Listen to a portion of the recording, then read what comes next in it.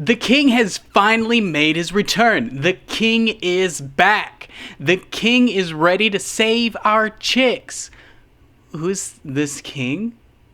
Well, it's Duke Nukem, of course. Who else? Okay, so maybe you don't know why there's so much hype for a game that so far has received pretty bad reviews. Let's clear all this up and give you the history of the so-called king, Duke Nukem. Before Gearbox and before 3D Realms, there was Apogee Software. Apogee Software was founded by a young programmer named Scott Miller and his friend George Broussard in 1987 with their business model of shareware, demo first, then money for the rest of the game, and this helped fund the company. Their first major game title with his business model of shareware, Kingdom of Cross. Other than helping publish some other major Catalyst games for other companies, such as Commander Keen for id Software, Apogee was also developing games of their own, such as Supernova, Crystal Caves, and of course, Duke Nukem. Why Nukem? Well, at the time, Captain Planet had their own pollution punk aptly named Duke Nukem, ending with EM. But that's only where the similarities lie. The Duke we're talking about is inspired from 90s comics, so we're getting a dude that's full of attitude. So what's the story of the game?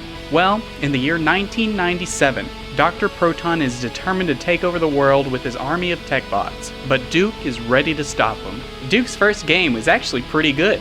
As Duke, you were running and gunning, collecting footballs and balloons. Well, other than that, this game was financially successful for Apogee. Riding the success of the first one came the equally great Duke Nukem 2 in 1993. Duke was back to his Macho Man shenanigans, shooting up the alien Regeladons and saving the Earth again. Also, this was the first time Duke actually uttered something. I am back. No, it's not the voice we know, but it's the start of the attitude that was fleshed out for the character. All in all, Duke 2 was one of the best side-scrollers around at the time, but its reception was overshadowed by something greater, and with a little more depth. Yes, Wolfenstein. An id game which was only released sometime before Duke 2 literally changed people's perception on how games should be played. With the mass appeal of Wolfenstein, id Software decided to start publishing their own games, following Wolfenstein with a little game called Doom. Now with id publishing their own games, how is Apogee supposed to strive? Well, why not compete in the same genre? Apogee's first game, which was a very heavily modified version of Wolfenstein, was Rise of the Triad, and it was received quite well. Noticing the trend of the emergence of 3D gaming, Apogee decided to create a separate branch for publishing 3D games. Thus, 3D Realms comes to life. Their second game was the return of Duke in Duke Nukem 3D, which was released in 1996, and not only did it sell well, but it was the biggest success in Apogee's history. The story, well, aliens are attacking, and you have to stop them. But you're not just another Marine. You're the beef-headed, wisecracking, woman-loving, take-no-prisoners Duke Nukem, who is given the personality through the voice of John St. John. Hail to the king, baby. Duke Nukem 3D oozed personality, humor, and was full of interactivity, which made Doom pale in comparison. Not only did it receive good scores in the gaming industry, but it riled up the public because of the controversial themes of pornography and violence. So what now? If Duke 3D sold so well, why not make a sequel? Well, that's exactly what 3D Realms decided to announce in 1997. Duke would quote-unquote return in 1998.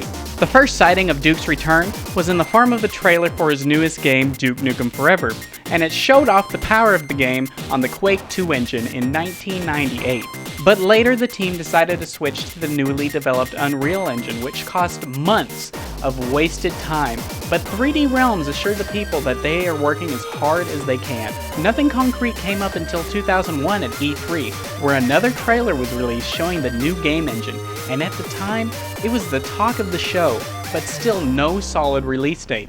During the development, changes were made due to finances. 3D Realms was downsized and absorbed into Take-Two Interactive. Also, the team working on Duke was reduced to 18, and yet there was still no real sense of a finished product in sight. New info about Duke came in 2004, when it was reported as a rumor that the game now switched to the Doom 3 engine, and they were also implementing a new physics engine. Next, in 2006, when team leader Broussard reported in an interview that Duke Nukem, at its core, was finished, and the team was now pulling everything together. Take-Two even pushed the game's development by offering a bonus to the team if Duke Nukem was released by December 31st, 2006. But still, nothing. Finally, 2007 arrived, and what did we get? The first teaser in more than 6 frickin' years. But still, no solid release date. What did we get? A good when it's done. Afterwards, in 2008, camcorder gameplay footage was released by the Jace Hall Show, but still there was no new news about anything. Nothing new was announced until 2009, because of the development being suspended. There was a lack of funding from Take-Two, and with that, 3D Realms had to lay off the Duke Nukem Forever team. At this time, the fate of Duke was in the air. Did the once long in development game just become vaporware? The only news that was Duke Nukem Forever related was the court hearing between Take-Two and Apogee, and then later in 2009 with unofficial gameplay footage from a halted project. Until 2010. At the Penny Arcade Expo, Gearbox, who began helping the last of the 3D Realms development team, re-announced that Duke Nukem was coming out. Did you think I was gone forever? It was even playable on the floor, which was a monumentous occasion to all gamers around the globe. Later that year, Gearbox confirmed that Duke Nukem was almost complete and would definitely be released in 2011. Then 2011 came and Duke Nukem was set to arrive on May 3rd and 6th worldwide. But then, it was delayed again. Until June 14th, so it wasn't that bad. Finally, after 15 years of development hell, Duke finally returned. Those who once counted on him 15 years ago finally were able to play something that they have waited for a long time. But was it good? Well, I'm only here to tell you the history. You come up with your own conclusions. Now, I know Duke Nukem games did emerge amidst the development of Duke Nukem Forever, but since those were licensed to other developers, those were never true sequels. Forever is the embodiment of a development team that wanted their game to be everything, and sometimes everything isn't really a good thing. Either way, Duke is an icon that stayed through not only the passion of the developers, but also the gamers. And heck, we might get a new Duke game at least before 2030. I hope I didn't jinx it.